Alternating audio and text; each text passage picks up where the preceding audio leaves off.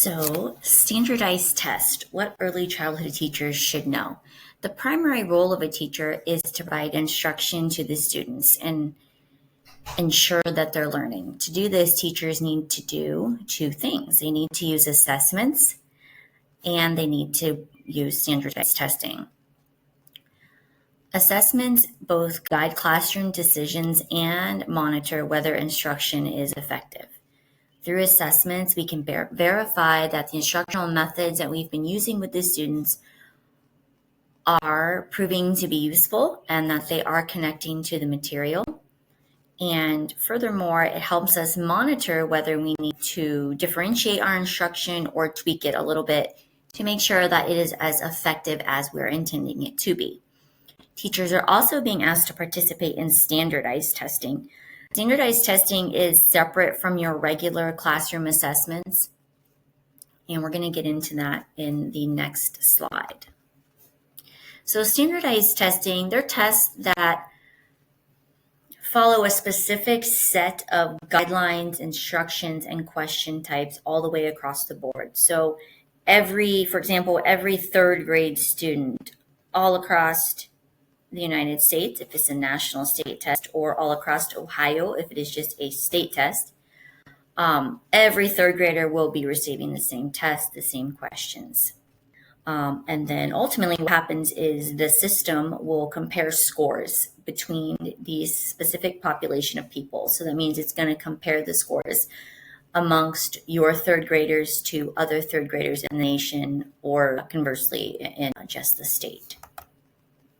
There's actually three different types of standardized tests. There are standardized achievement tests. Those are going to measure what children have learned, what they've learned so far, what they've learned at the end of the year. Basically, are they achieving what goals have been put in front of them? A standardized aptitude test, that's intended to predict the future performance or success. So that's to judge what skills kids already possess, what aptitudes do they already know and have acquired, and that helps determine where you need to go in terms of instruction moving forward. Then you have standardized screening and diagnostic tests. These tests are used to identify at-risk children for possible learning problems. So, if you think that there might be an issue, or if you think a child could possibly benefit from special services and things like that, you would do a screening and diagnostic test to have the data to then share with the parents, share with the administration, and start bringing in some specialists, whether that be speech therapy or occupational therapy, whatever that child may need. There are limitations and inadequacies of standardized testing. For example, there are technical and educational inadequacies. So this happens often because test development is influenced by outdated ideas about how children learn. Many standardized tests assume that evaluating children on just specific elements of skills gives the best indication of how they will perform. But realistically, this view goes against the developmental theories proposed by people like Piaget and Vygotsky, who believe in constructivism, where children need to construct knowledge. They cannot just be fed knowledge. Additionally, standardized tests are often overused and misused. Educational institutions spend a lot of money and time on test taking, training both students and teachers in how to take and administer the test. And oftentimes the results are weighed very heavily. It can be detrimental to a child's growth. Children can be deemed as not ready to move on. It also, that's in the next one. Undue influence on education. So knowing they will be judged on how well that the children score, teachers really end up just teaching to the test. They are making their lesson plans fit what needs to happen on the test, what needs to be taught so that the children are scoring well on the test. And this really is not the best way to go about teaching, because those tests they're not for teaching skill to the children. And unfortunately, there's not enough time in the school year to teach to the test and to teach with the constructive theory or the Montessori theory or any of these other educational theories. So those usually get kicked off to the wayside. And now all we have is the test, the test, the test, the test. And honestly, it's unsuitable for the population. So this test is not all across the board. It's not one size fits all. It's some kids, they're not going to do well on the test, not because they don't have the knowledge or the ability to learn. It's, they're not good test takers, or maybe their first language isn't English. So it's really difficult for them to even get through the test, to even show what they know. So here are some key points that the text points out on how to administer a standardized test. They suggest having the teacher look over the test manual and practice reading the directions.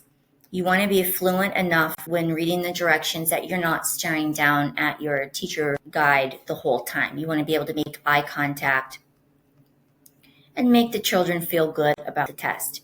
You also want to check and make sure that the students have all the materials they're going to need to take the test before you even start giving the instructions. It's really important that teachers remain positive during standardized tests. The children are already stressed about doing the test. They know it's a big deal. Regardless of how many adults are telling them it's not a big deal, they know it's a big deal. So it's just good to remain positive and smile. Do not give any indication of a right or a wrong response. You have to just remain very neutral so that the child is answering in whatever way they see fit. How and why is data used? So data from the standardized test can be used in a couple different ways. It's used to see general trends in teaching, and it also can help teachers look at instructional strengths and weaknesses. And it also can provide classroom reports as well as individual reports, and can aid in your fine tuning of your instruction. So this is what the text state, and this is what the government likes to tell teachers. It's their justification for the standardized test. But as you will see in one of my following slides, a gentleman did a YouTube video explaining how actually the reports that you are not evil resource for teachers to use. Number one, you usually get the results when the school year is over or as it is ending. Sometimes it's even in the summer. And the student is no longer your student. There's nothing you can do now to help them. But there's more on that in this video, in fact. Yeah, standardized testing is not good for authentic student learning. The text states that assessment should mirror the dynamic learning processes of constructivists and have a holistic view of child development and learning. The video I've provided here is about 3 minutes long, and he goes into some of the reasons that I just discussed and some things that were discussed on the previous slide, but I felt like I wanted to reiterate the ideas, and he did such a nice job of keeping it concise and organized that I wanted to include his video here. So the role of standardized testing in the early childhood classroom. So the whole notion behind the relativity of standardized testing is that basically the government feels it's a good way to make policy decisions. They're used for accountability purposes to document that children meet state and national standards in reading, writing, and math. It's also to screen and diagnose potential learning problems, and it's used to assess school and teacher effectiveness. These assessments serve as valuable tools for evaluating the performance of both schools and the instructors. By comparing the results of different schools, I think this is how school districts get their school rating. It's just based upon the performance of the test. So if you see a school that's, an A+ school, that's their rating, that often really just means that they did a bang up job of preparing their students to take a test. It doesn't really account for anything like quality of teachers, quantity of teachers, teacher to student ratio, special services offered, electives. It doesn't do any of that. They just get that rating because they did a really great job preparing students for the test. I feel like that's incredibly misleading, especially when people are using that as their main guide for selecting school. And then they're really not doing their research to make sure that that school, that culture of that school is best for their student. So there are alternatives to standardized testing. And after hearing about these, I'm really hope that one day standardized testing will go away, except for in special circumstances when there may be needed for diagnostic purposes. But beyond that, there are alternatives to standardized testing. Teachers can do continuous assessment. Teachers can provide more comprehensive evaluation of students' abilities.